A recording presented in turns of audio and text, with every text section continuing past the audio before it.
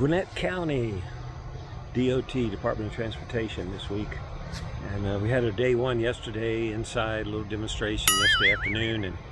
And today I've got two groups separated. So today I've got about 12 in today's class and then 12 tomorrow to finish up. So we've about covered all of their employees on some basic felling and storm cleanup. So it's going to be a good day. Weather looks like it's holding out, and so we're looking forward to it.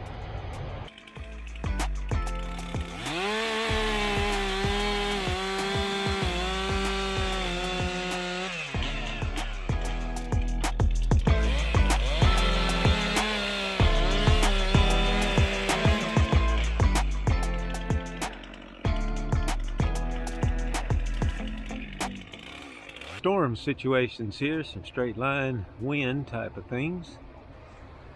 Putting together some plans, see what they can be able to buck them down here.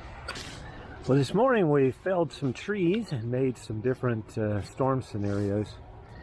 So I've divided them into 4 groups, and those 4 groups will be putting together the plans in these storm simulations, and then getting those all bucked down, limbed up.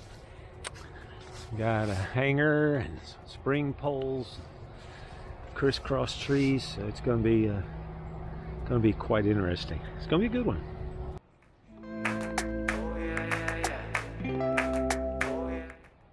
Finishing up with the second group today, we have about 12 more trees to come down, thinning this area out, and then we're going to be looking at some pressures and binds, some storm situations.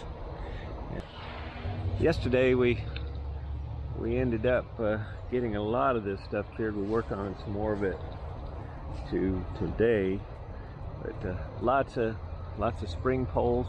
This area has a lot of little sweet gums.